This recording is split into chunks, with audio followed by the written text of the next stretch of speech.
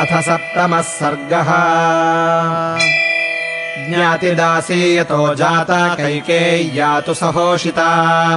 प्रासादम् चन्द्रसङ्काशमारुरोहयदृच्छया सिक्तराजपथाम् कृत्स्नाम् प्रकीर्णकमलोत्पलाम्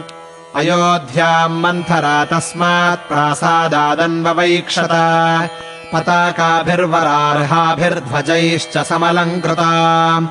सिक्ताम् चन्दनतोयैश्च शिरस्नातजनैर्युताम् माल्यमोदकहस्तैश्च द्विजेन्द्रैरभिनादिताम्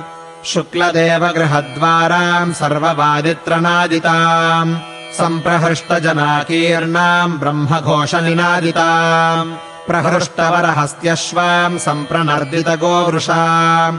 हृष्टप्रमुदितैः पौरैरुच्छ्रितध्वजमालिनीम् अयोध्याम् मन्थरा दृष्ट्वा परम् विस्मयमागता सा हर्षोत्फुल्लनयनाम् पाण्डुरक्षौमवासिनीम् अविदूरे स्थिताम् दृष्ट्वा धात्रीम् पप्रच्छ मन्थरा उत्तमेनाभिसंयुक्ता हर्षेणार्थपरा सती राममाता धनम् किन्नु जनेभ्यः सम्प्रयच्छति अतिमात्रम् प्रहर्षः किम् जनस्यास्य च शंसमे कारयिष्यति किम् वापि सम्प्रहृष्टो महीपतिः विदीर्यमाणा हर्षेण धात्री तु परया मुदा आचचक्षेथ कुब्जायै भूयसीम् राघवे श्रियम् श्वः पुष्येण जितक्रोधम् यौवराज्येन चानघम् राजा दशरथो राममभिषेक्ता हि राघवम् धात्र्यास्तु वचनम् श्रुत्वा कुब्जा क्षिप्रममर्षिता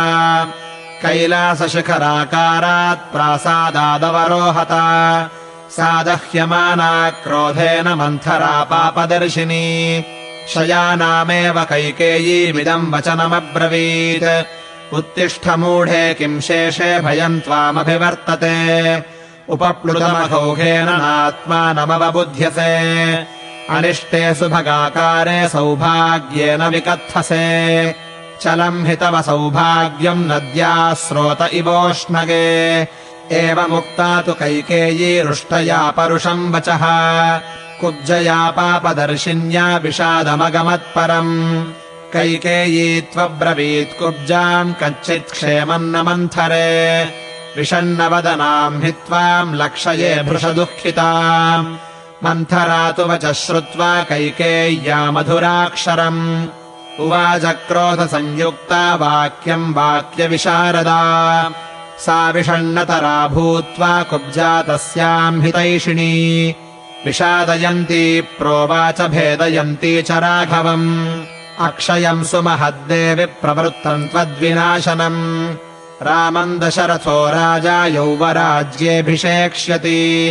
सास्म्यगाधे भये मग्ना दुःखशोकसमन्विता दह्यमानानलेनेव त्वद्धितार्थमिहागता तव दुःखेन कैकेयी मम दुःखम् महद्भवेत् त्वद्वृद्धौ मम वृद्धिश्च भवेदिह न संशयः नराधिपकुले जाता महिषी त्वम् महीपतेः उग्रत्वम् राजधर्माणाम् कथम् देवि न बुध्यसे धर्मवादी शठो भर्ता श्लक्ष्णवादी च दारुणः शुद्धभावेन जानीषे तेनैव मतिसन्धिता उपस्थितः प्रयुञ्जानस्त्वयि सान्त्वमनर्थकम् अर्थेनैवाद्यते भर्ता कौसल्याम् योजयिष्यति अपवाह्यतु दुष्टात्मा भरतम् तव बन्धुषु काल्ये स्थापयिता रामम् राज्ये निहतकण्टके शत्रुः पतिप्रवादेन मात्रेव हितकाम्यया आशीविष इवाङ्गेन बाले परिधृतस्त्वया यथा हि कुर्याच्छत्रुर्वा सर्पो वा प्रत्युपेक्षितः राज्ञा दशरथेनाद्य सपुत्रा त्वम् तथा कृता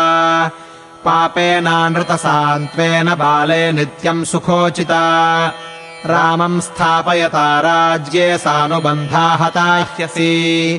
सा प्राप्तकालम् कैकेयी क्षिप्रम् कुरु हितम् तव त्रायस्व पुत्रमात्मानम् माम् च विस्मयदर्शने मन्थराया वचः श्रुत्वा शयनात् सा शुभानना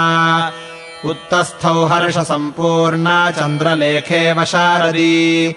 अतीव सा तु सन्तुष्टा कैकेयी विस्मयान्विता दिव्यमाभरणम् तस्यै कुब्जायै प्रददौ शुभम्